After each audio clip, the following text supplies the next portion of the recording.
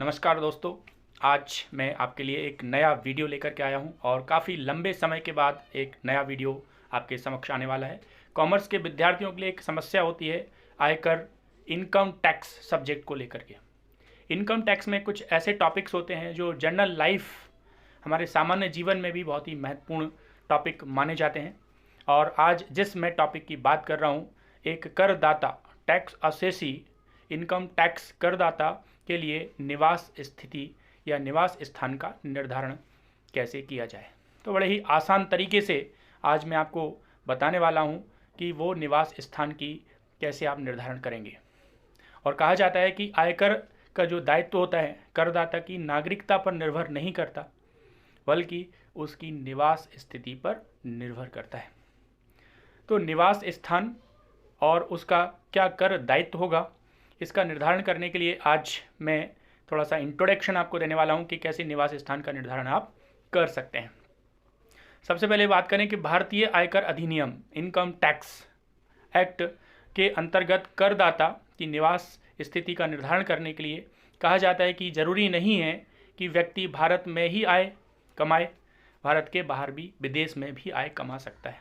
तो प्रश्न ये उठता है कि कौन सी आय पर आयकर लगाया जाए और कौन सी आय पर आयकर नहीं लगाया जाए, इनकम टैक्स लगाया जाए या नहीं। इस प्रश्न का अगर आपको उत्तर चाहिए, इस प्रश्न का समाधान करदाता टैक्स असेसी की रेसिडेंशियल स्टेटस पर निर्भर करता है, निवास स्थिति पर निर्भर करता है कि उसकी निवास स्थिति क्या है। अगर निवास स्थिति की बात करें तो आयकर अधिनियम के अंतर्गत एक करदाता को 3 कैटेगरीज में 3 प्रकार से वर्गीकृत कर सकते हैं। फर्स्ट वन भारत में साधारण निवासी, दूसरा होता है असाधारण निवासी और तीसरा होता है जो भारत में नहीं रहते हैं, भारत के निवासी नहीं है, उनको बोलते हैं अनिवासी। It means ordinary resident in India, not ordinary resident in India और NRI non resident in India. 3 categories में डिवाइड किया है।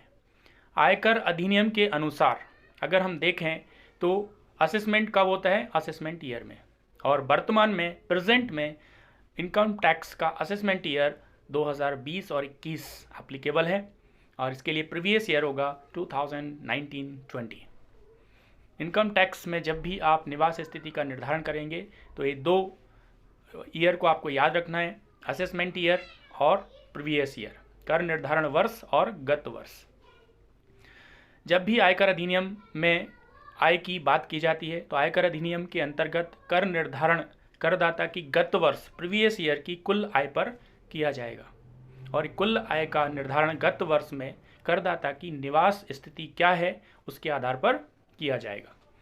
तो सबसे इंटरेस्टिंग बात यह है कि निवास स्थान के आधार पर हम करदाताओं को 3 भागों में बांट देते हैं, लेकिन यहाँ पर भी देखें तो एक व्यक्ति करदाता इंडिविजुअल पर्सन, तो residential status of an individual person. तो आयकर अधिनियम की धारा सेक्शन 6 सब क्लोज 1 और सेक्शन 6 सब क्लोज 6 में इसको डिफाइन किया हुआ है। तो बड़े ही शॉर्ट में आपको बता देता हूँ कि एक व्यक्ति करदाता एक इंडिविजुअल पर्सन की निवास स्थिति का निर्धारण करने के लिए हम 2 पार्ट्स में डिवाइड कर सकते हैं, रेसिडेंट और नॉन रेसिडेंट। रेसिडेंट में अगेन 2 पार्ट्स में डिवाइड कर सकते हैं, ऑर्डिनरी रेसिडेंट और नॉट ऑर्डिनरी रेसिडेंट। अब यहाँ पर बात करते हैं कि कैसे डिटरमाइन करें कि निवास स्थिति क्या होगी। तो आयकर अधिनियम में 2 प्रकार की शर्तों का जिक्र किया हुआ है। तो 2 प्रकार की शर्तें, एक होती है बेसिक कंडीशंस आधारभूत शर्तें और दूसरा होता है एडिशनल कंडीशंस अतिरिक्त शर्तें। अगर कोई व्यक्ति आधारभूत शर्तों में से कोई एक शर्त, आधारभूत शर्तें 2 बताई गई हैं यहाँ पर, कोई एक शर्त पूरी करता है और अतिरिक्त शर्तें दोनों पूरी करता है, तब उसको हम साधारण निवासी कह सकते हैं। और अगर अतिरिक्त शर्तों में से कोई एक शर्त पूरी नहीं करता है तो वो कहलाता है असाधारण निवासी, और अगर बेसिक कंडीशंस भी पूरी नहीं करता है तो वो कहलाता है अनिवासी। तो जब भी प्रश्न आपको पूछा जाता है कि निवास स्थिति क्या है, तो निवास स्थिति का निर्धारण करने के लिए अपने आप से सिर्फ 2 प्रश्न पूछना है। एक व्यक्ति को अपने आप से, एक स्टूडेंट को अपने आप से 2 प्रश्न पूछना है और 2 प्रश्न पूछने से बड़े ही इजी तरीके से, सरल विधि से ये निर्धारित हो जाता है कि वो व्यक्ति साधारण निवासी है या असाधारण निवासी है या फिर अनिवासी है। तो 2 प्रश्न है क्या? तो अपने आप से 2 प्रश्न पूछना, एक व्यक्ति को 2 प्रश्न करना होते हैं। और पहला प्रश्न होता है, क्या व्यक्ति ने आधारभूत 2 शर्तों में से कम 1 शर्त पूरी की है? और दूसरा प्रश्न होता है, क्या व्यक्ति ने बाद वाली अतिरिक्त दोनों शर्तों में से, एडिशनल कंडीशंस में से दोनों ही पूरी की हैं? ये 2 प्रश्न अपने आप से करना है।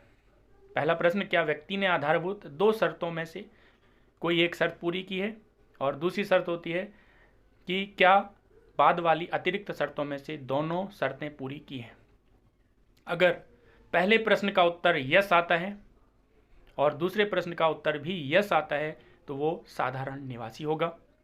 अगर पहले प्रश्न का उत्तर यस और दूसरे प्रश्न का उत्तर नो मिलता है तो वो असाधारण निवासी होगा।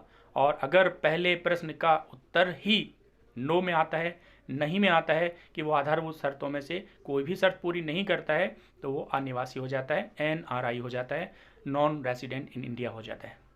तो ये आधारभूत शर्त क्या हैं, अतिरिक्त शर्तें क्या हैं, इनका जिक्र हम अगले वीडियो में, अगले लेक्चर में करेंगे। और कॉमर्स के विद्यार्थी जो इस चैनल से जुड़े हैं या किसी के माध्यम से वीडियो देख रहे हैं तो चैनल को सब्सक्राइब करें, लाइक करें, जिससे कि नेक्स्ट लेक्चर जो निवास स्थिति से संबंधित है वो लेक्चर आपको टाइम टू टाइम मिलता रहे। आज के लिए आपका बहुत बहुत धन्यवाद। और जो आपके कमेंट्स आ रहे हैं उसके आधार पर बहुत ज़्यादा बोला जा रहा था कि इनकम टैक्स के ऊपर कोई नया वीडियो आना चाहिए, तो मैं आपके लिए ये वीडियो बनाया है। आज के लिए बहुत बहुत धन्यवाद। नमस्कार। Thank you very much.